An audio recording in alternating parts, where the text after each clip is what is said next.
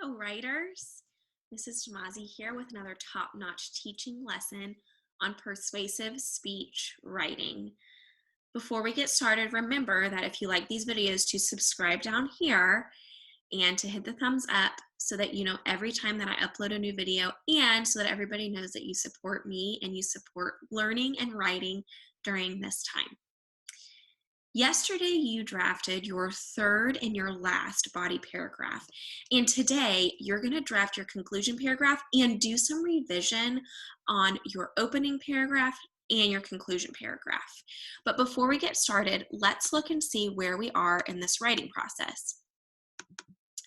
We are drafting. This is our last day of drafting, and we are working on revising too. So we're going to look at how you begin and how you end your speech. And as we do that, we have to finish our speech, so we'll be doing some drafting as well.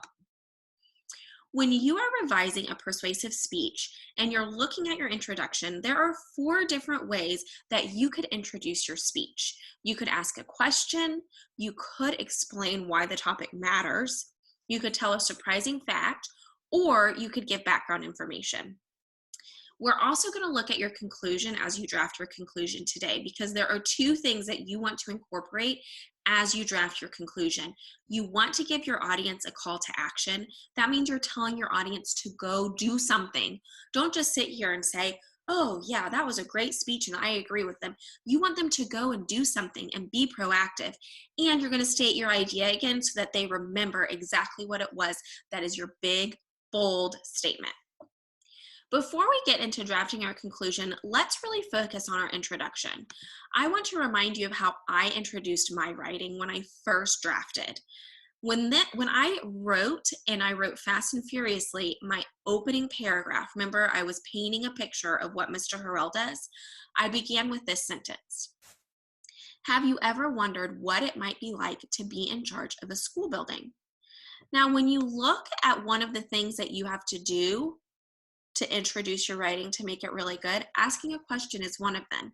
So I've already practiced doing that, but there are 3 other ways that I could introduce my writing.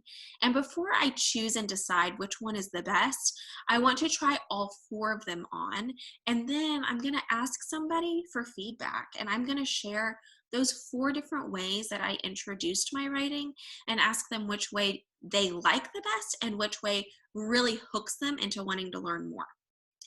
So I have asked a question. Now on a sticky note is usually how I do this, but I want you to be able to see this really well. So I've typed it onto this screen. My next way that I could introduce is explain why the topic matters. So I could say something like this. Appreciating your school custodian is important because he does a lot for you and for your school.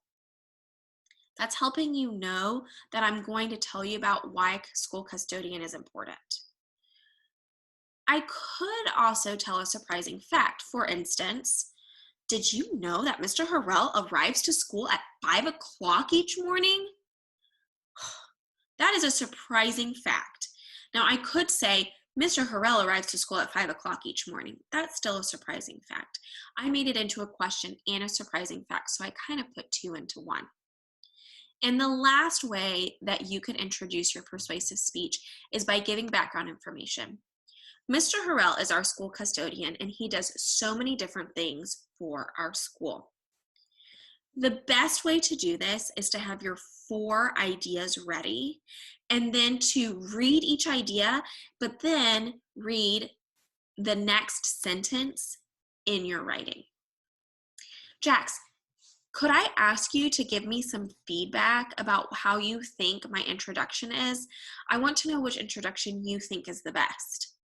Let's see what he thinks, friends. This is Damazi. You came up with 4 really great introductions.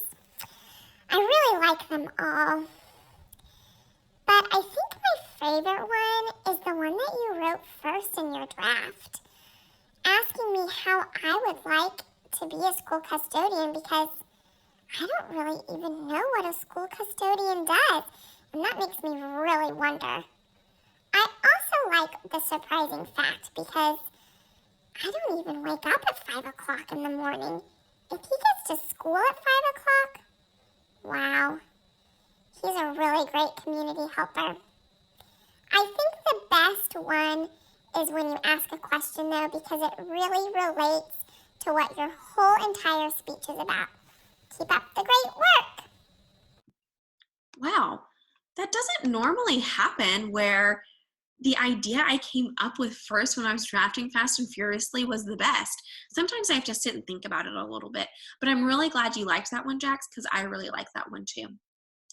Now, after you have figured out how you want to introduce your writing, the next thing that you want to do is you want to think about your conclusion. You haven't drafted your conclusion yet, so you're going to have to write fast and furiously. But you want to add both of these things into your conclusion because the way you begin your speech and the way you end your speech is really important. It's like the bread in a sandwich. If you didn't have the bread keeping your sandwich together, then all the pieces of your sandwich would go everywhere. It's so important that you start strong and you end strong. That's what people are going to remember. So here are the two things you need to remember when you are drafting that conclusion. You need to give your audience a call to action. Remember, you're telling them to go do something.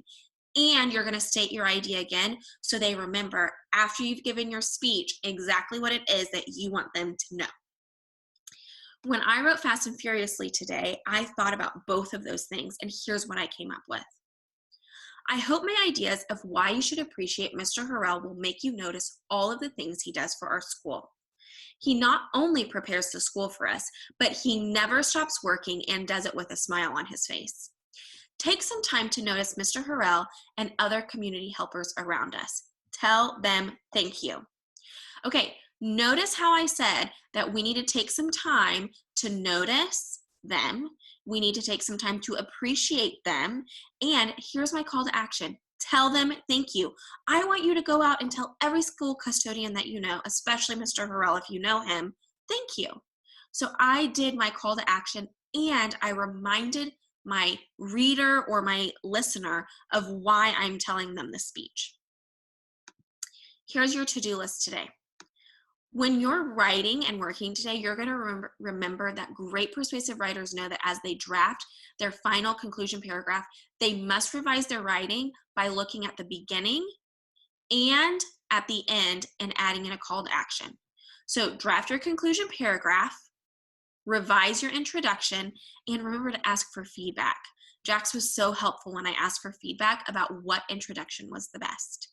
You need your writer's notebook. You probably want sticky notes today so that when you're working on revising your introduction in those 4 different ways, you can have 4 different sticky notes and try taking them on and off to see which one works the best.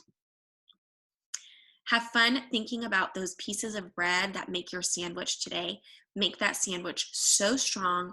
Make it the best sandwich ever. Hook that reader. Conclude with a call to action. Tell them what you want them to do. Have fun writing fast and furiously and revising and asking for feedback. I'll see you next time, friends.